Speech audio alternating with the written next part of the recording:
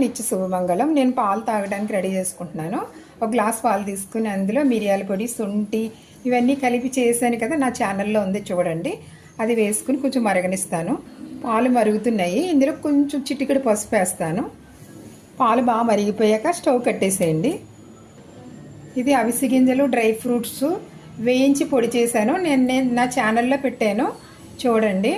ఇది ఇప్పుడు కలుపుకోవాలన్నమాట. ఇందులో తాగలిగితే ఇలా స్ట్రైన్ చేయకుండానే తాగేయచ్చు, లేదంటే స్ట్రైన్ చేసుకుని తాగాలి. ఇంకా వడబోస్తున్నాను. ఇంక ఇలా వచ్చేస్తుంది. ఇది కూడా తాగేయచ్చు, మంచిది, ఫైబర్ కూడా. ఫస్ట్లో అలవాటు చేసుకునేటప్పుడు మాత్రం కొంచెం స్ట్రైన్ చేసేస్తాను. మిరియాల పొడిలో నేను కొంచెం బెల్లం వేసాను, అయినా ఒకసారి టేస్ట్ చూసుకోండి. కొంచెం చప్పగా ఉంది, నాకైతే సరిపోద్ది. మీకైతే కొంచెం బెల్లం పాక వేసుకోండి. నాకైతే సరిపోయింది, మీకైతే ఒకసారి చూసుకోవాలి. ఈ పాలు మాత్రం చాలా